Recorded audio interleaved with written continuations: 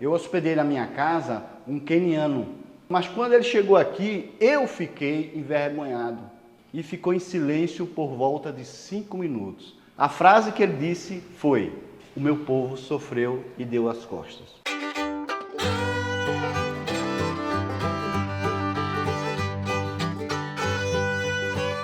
No vídeo de hoje, pessoal, você vai curtir um pouco da história de Vitória de Santo Antão.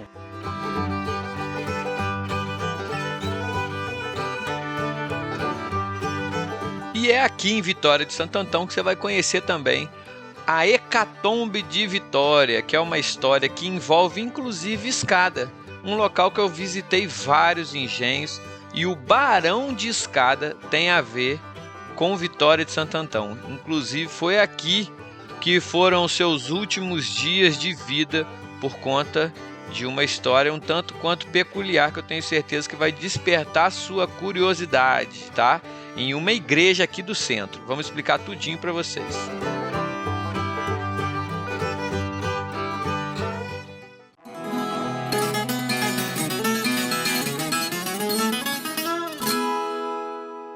Bom, pessoal, e esse vídeo começa de uma forma um tanto diferente. Estou aqui do lado do professor Jones. Professor, afinal de contas, nós estamos aqui num instituto, num museu. Nós estamos em Vitória de Santo Antão, que é no interior de Pernambuco. Paulo, é um prazer receber você aqui em nosso Instituto Histórico e Geográfico da Vitória de Santo Antão, que hoje está completando 71 anos, né? Aqui foi um prédio, foi construído em 1851. Em 1859 recebemos aqui a família imperial, né? Dom Pedro II e a Imperatriz Teresa Cristina. Estamos agora no Salão Nobre, onde aqui a gente realiza saraus, né? E lançamentos de livros, né? Aqui a gente faz esse trabalho bacana, como também nós temos o nosso teatro, com capacidade para 270 pessoas. Aqui nós temos uma maquete do Monte das Tabocas, né? Um Monte das Tabocas onde houve uma batalha em 1645, lusos brasileiros, né?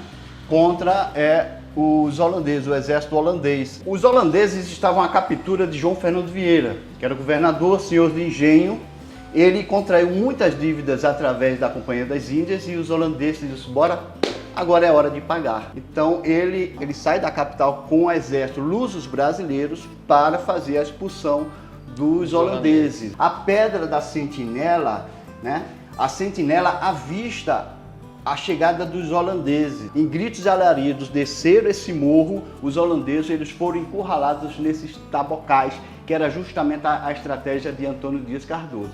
Quando eles foram encurralados, eles foram espetados, porque os tabocais existiam espinhos, né, espessos, mais ou menos de 1 palmo. Muitos ficaram atrelados naquele tabocal e que serviram de vulnerabilidade para eles, enquanto o exército brasileiro, né, os lusos brasileiros fizeram o ataque. E chegando aqui nesse setor, primeiro setor, a linha do tempo, nós temos aqui uma passagem, 1626, Diogo de Braga, que sai da ilha de Santo Antão, arquipélago de Cabo Verde, e funda a nossa cidade. E anos após anos, o nome da cidade é Santo Antão da Mata, Diogo de Braga, Santo Antão da Mata, passou a ser Vitória de Santo Antão. Vitória por conta da batalha que houve em 1645, né? Vamos agora adentrar em 1859, onde a família imperial, Dom Pedro II e a Teresa Cristina, chegaram ao nosso Instituto Histórico, pernoitaram por 2 dias nesse casarão, fizeram refeição nessa mesa, essa mesa original. As louças, está aqui, Paulo, as louças originais que eles fizeram as suas refeições. Dom Pedro II, que era um itinerante, e diz a história que Dom Pedro II veio à nossa cidade para saber, veio a Pernambuco, aproveitou, foi a visita do Monte das Tabocas, que lógico, ele era um conhecedor de história, né? Ele encontra um pedaço de canhão no engenho Cacimbas, né? E esse canhão aqui, ele foi encontrado nas escavações da primeira igreja batista, e conforme Dom Pedro II relata no seu livro, que encontrou um pedaço de canhão, né? Com certeza foi esse daqui que ele encontrou nos relatos do seu diário, né? Nós temos aqui o uniforme da Guarda Nacional, que era o uniforme de época da guarda do imperador. Que relíquia, hein? Bom, aqui estamos no salão... Professor, Pois não, antes Paulo. de você apresentar, deixa eu chamar a atenção pro pessoal para esses ladrilhos hidráulicos que a gente já viu por todo o casarão. Cada um ambiente que você vai muda o estilo do ladrilho, tá, pessoal? Olha que espetáculo esses ladrilhos. Já para ali na entrada outro, aqui outro, agora aqui outro ainda. E são originais. Originais, São né? originais, né? Nós temos aqui o prelo, que esse prelo aqui só existe 3 em Pernambuco. Viu, Paulo? Isso aqui era impressora de época. Olha só, impressora Já de pensou? época, né? Você está fazendo trabalho e você usava esse tipo de impressora, que é Você o já prelo do pensou? século XVIII, século XIX. Início do século XIX. Esse prelo só existe 3. Aqui, pessoal, vocês vão ver muita peça interessante. Inclusive, antes de você já começar a apresentar, já quero chamar a atenção do pessoal para esse banguê. E esse banguê aqui, pessoal, uma peça utilizada no transporte do bagaço da cana.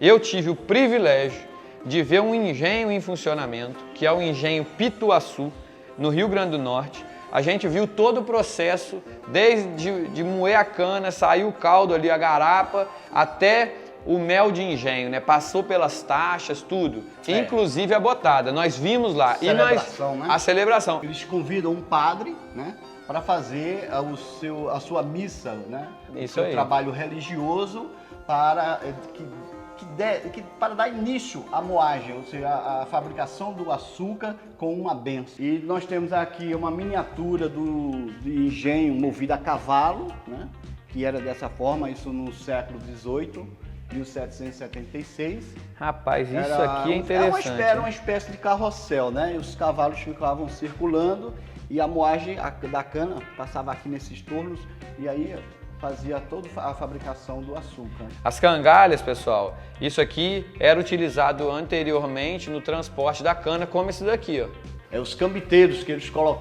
eram utilizados, né, com os burros, jumentos, para colocarem a cana de açúcar, né? Que é um engenho manual de cana de açúcar, né? Também A já vi madeira. desse em grandes proporções. A madeira, colocava-se a cana aqui, o caldo descendo, assim, né? E nós temos aqui Olha que bacana. os fornos onde fazia o açúcar, né? Colocados aqui, que é chamado pão de açúcar. É. Diz que o Rio de Janeiro tem o pão de açúcar, aquele morro que parece, que relembra mesmo essa peça aqui. É verdade. Esses tachos aqui, que era passado de tacho em tacho até chegar no ponto. É isso aí. Ele ia passando, pessoal. Então ele ia pegando aqui, ó, ia passando de um para o outro, até pro chegar outro, no pro- ponto, até chegar no ponto do açúcar. tirava aquelas barras de rapaduras, né? É E aqui isso é o aí. alambique, a fabricação da cachaça. A cuba para a fermentação da cachaça e aqui o alambique, fazia o destilamento, né? E nós temos a cabriolé, que era o meio de transporte utilizado para os senhores de engenhos, né? Olha aí que bacana. Cabriolé. Nós temos aqui a cristaleiras também, que era uma peça muito comum na época que se usava, né? Nos casarões, né? Eles utilizavam bastante essas cristaleiras, esses modelos bonitos, lindos. Verdade. E nós temos o bidê aqui, que ficava, lógico, lá nos banheiros e aqui a gente colocava-se o pinico. Pinicos. Então... E aqui tem uma parte muito triste, Paulo, e que se Rui Barbosa estivesse vivo, ele mandaria abolir esses instrumentos, né? Porque ele não queria essa evidência. Só para fazer aqui uma abertura, eu hospedei na minha casa um queniano, ele com um português muito arrastado, e ele veio aqui, ficou contente, conhecendo o Instituto Histórico, mas quando ele chegou aqui, eu fiquei envergonhado. Porque ele parou, olhou para os instrumentos e ficou em silêncio por volta de 5 minutos. E aquele silêncio transmitiu para mim muita tristeza, muita dor que ele sentiu naquele momento. E a resposta dele, quando ele olhou para mim, a frase que ele disse foi: "O meu povo sofreu e deu as costas". Isso aí ficou marcante. Então nós temos aqui as gargalheiras que eram colocadas no pescoço, né? nós temos aqui o chicote, nós temos aqui esse tronco. É uma parte que, como eu falei, se Rui Barbosa muito triste, vivo, né? Olha só que peça mais linda, né? A mulher, mulher, né? ela não abria a perna para poder sentar. E aí quero te chamar a atenção porque só tinha um estribo. E nós temos aqui, Paulo, as telhas, acho que você já ouviu falar, né? Feito nas coxas, já ouviu? Sim, já. Feito nas coxas porque as telhas eram feitas realmente naquelas senhoras com as coxas largas e o barro era colocado por cima e tirava o molde e ficava esse modelo, esse tipo de telhas largas, né? Aqui tem um item legal aqui, ó. Acabei de falar com vocês dos estribos, que muitas vezes você acha ele em tamanhos diferentes e também em peças únicas, porque esses muito trabalhados assim, às vezes eram estribos femininos, né? Uhum. Para aquelas celas ali que só usava um. E nós temos aqui uma réplica da casa de farinha, né? Colocava-se a mandioca aqui, ela era triturada, certo? Ela era triturada. Pode ver que ela tem uma serrinha, né? Ela tem uma serrinha, então girava-se, então ela saía aquela massa, depois colocava-se ela nessa outra peça aqui que é a prensa, entendeu? E ela era totalmente achatada, a massa, saía a manipoeira, que é o caldo da mandioca, e ela com a massa toda seca, jogava-se ao forno aqui, né? Ao forno, ia mexendo até sair a farinha tradicional de mandioca. Que essa peça é muito interessante porque enquanto alguém estava se confessando, o padre poderia fazer sua própria necessidade, que ele era deficiente e tinha essa emergência para ele, né? Olha só, essa eu nunca vi. Ele pertenceu ao cônego Bernardo, né? Ele tinha a liteira também, ele era transportado, viu, Paulo? Por essa liteira. Então, na hora da dificuldade, ele também fazia suas necessidades aqui. Olha só, rapaz. Uma liteira com... já com um vaso, né? Um penico. Então, esse cantinho aqui é um cantinho sagrado em que os heróis registraram as suas lutas, deixaram para a nossa nação a vitória, né? Então, em Tabocas, o céu e a terra uniram-se para gerar o Brasil. Então, esses são os verdadeiros heróis da Batalha do Monte das Tabocas e vitória por volta de 1645. E o bacana é a gente apresentar um outro espaço que tem aqui, né, seu Pedro? O Instituto Histórico tem 2 espaços para seus eventos. Tem o Salão Nobre lá em cima, que comporta 70 pessoas, 70 lugares sentados, climatizado. Lá nós fazemos lançamentos de livros, apresentações artísticas de pequeno público, reduzido. E aqui tem o outro, que é o auditório Silogeu, professor José Aragão. Silogeu é um termo grego que significa o local onde as pessoas se reuniam para apresentações artísticas, culturais. Nós temos esse espaço aqui, é excelente, com 250 poltronas, também climatizado, né, com o apoio da Chestem daqui de Pernambuco. Bom, pessoal, e agora eu estou aqui com o José, que é a fera que vai acompanhar a gente aqui, que conhece tudo desse local. Estamos aqui no interior de Pernambuco, Vitória de Santo Antão. Então, começando a história do Hecatombe, uma briga política que aconteceu em 1880, no dia 27 de junho, que foi na época das vésperas da eleição principal na época. Então, 2 partidos ficaram no poder, os Liberais Leões e os Democratas. O que aconteceu? Os Liberais Leões, juntamente com o juiz Nicolau, o senhor de engenho do Engenho Canha, o coronel Álvares dos Prazeres e o senhor de engenho de Gamileira, o José Pedroso. Eles eram do Partido Liberais Leões que estavam no poder. E enquanto a outra parte estava o Major Lins, que ficou à frente desse grupo também. É os democratas. Os democratas, juntamente com o Barão de Escada e o Ambrósio Machado. Aí na época eles vinham com cavalo, o Barão de Escada, o pessoal, aí agregando pessoas na caminhada até chegar nesse beco passar pelo Engenho Papos e outros engenhos na época. Sim. Quando chegar aqui, no Beco do Rosário, que não é desse tamanho, na época era bem estreito, eles vinham com bandeirolas. Quando chegar aqui no pátio dessa igreja, que a gente está na frente, aí estava aquele fuzuê, os leões, os Liberais Leões estavam aqui, na frente da fachada da igreja, e muitos deles estavam na tocaia fazendo barricadas lá dentro da igreja, fora. Ele chegando aqui, chamou a atenção o barão de escada, foi um juiz, aí o que aconteceu? Ele puxou primeiro um revólver, toma um tiro, pô! O que aconteceu? O barão de escada caiu, juntamente com o Ambrósio Machado também, que foi revoltar. Aí começou aquela tiroteio, como se fosse um faroeste. Faca pra todo mundo. Levou a facada também O Ambrósio.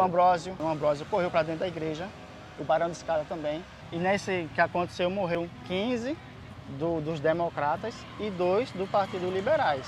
E aqui, gente, você tem aí um pouco, né, da história dessa hecatombe, né? E tem um outro detalhe interessante que é contado por Gilberto Freire, que fala que a tia do Barão de Escada, Belmiro da Silveira, ela estava em Recife, no Teu Sobrado, tá?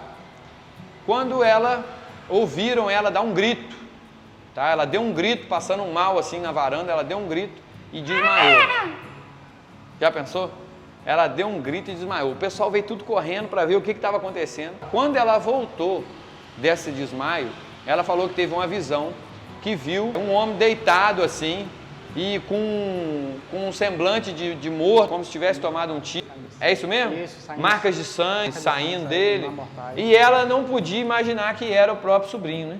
Isso. Que era o Barão de Escada, que no mesmo dia dessa visão que ela teve, ele estava tomando um tiro aqui, sendo pego numa cilada. Eu gosto muito de fechadura de porta, tá? E aqui nitidamente você está vendo que é uma porta bem antiga e uma fechadura também, até pelo estilo dela, ó. Aí aqui, a igreja de Nossa Senhora do Rosário dos Homens Pretos, como é na época, como era construída, né?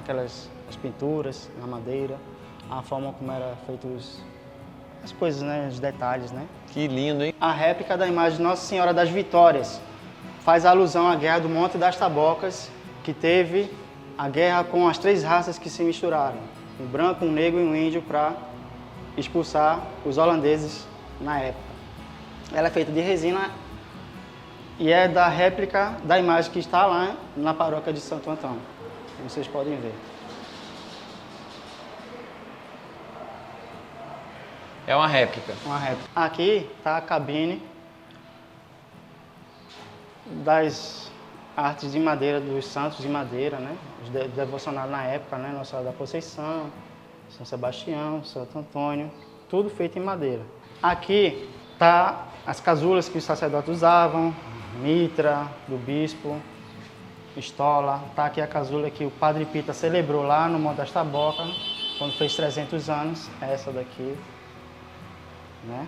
Aqui tem uma vista, ó, privilegiada. Aí, ó, tá bem no altar, ó. Dá para ver as pinturas bem de pertinho. Olha que coisa linda. Belíssima, né? Belíssimo. Que é o oratório que nas famílias antigas tinha, né, fazer as suas orações. Dentro das casas, nas né? casas, das fazendas, dos engenhos. dos engenhos, das famílias, tudo. Aqui, essa figura aqui pequena é o baldaquino. O que é baldaquino? Aí aqui o Santíssimo era transladado na época da Quinta-feira Santa e deixava aqui o Santíssimo exposto. Né? É uma miniatura. Imagina o Barão de Escada passando aqui, né? Para se livrar do tiro argumento e chegar aqui dentro e encontrar os malfeitores aqui, ou melhor, os adversários, e eles serem surpreendidos aí e mortos, né? Olha o tamanho da porta. É claro que eles pensaram que se eles estivessem aqui, eles estariam seguros, né? Porque uma porta desse tamanho já daria segurança para eles mesmo, né? Quero te agradecer, tá, meu amigo? Muito obrigado por ter recebido a gente, ter contado aí essa história, ter contado a história pessoal. Bom, gente, quando vocês vierem para Pernambuco e Vitória de Santo Antão, conheçam aqui. Não é a terra só da cachaça, mas tem muita cultura. A questão de música, a arte, a cultura, tudo isso é muito rico aqui, então, como também no estado do Rio de Janeiro e de São Paulo. Então, o convite que eu faço a vocês, quiserem vir conhecer Pernambuco, é só vir aqui em Vitória de Santo Antão e conhecer, né? Foi muito bacana conhecer aqui. Quero agradecer vocês dois formalmente, né? Professor Jones, professor Pedro, que é uma sumidade pernambucana, tá aí, ó. Apresentou pra gente aqui, né, o professor, e a gente conheceu todo o espaço. Quero agradecer vocês. Quem tem que agradecer somos nós, pois daí virão as divulgações e, consequentemente, teremos muitas outras visitas para conhecer a nossa história e sair transmitindo para seus filhos, para seus parentes, vizinhos e amigos. Assim nós desejamos. Então, portanto, quem agradece é o Instituto Histórico. Estamos aqui para servir. E você que não conhece o Instituto Histórico e Geográfico da Vitória de Santo Antão, o que é que você está fazendo aí? Vem para cá. Tá perdendo, né? É isso aí. Obrigado mais uma E vez. de quebra ainda poderá tomar uma pitu bem gelada. Aí, Opa. ó. É isso aí.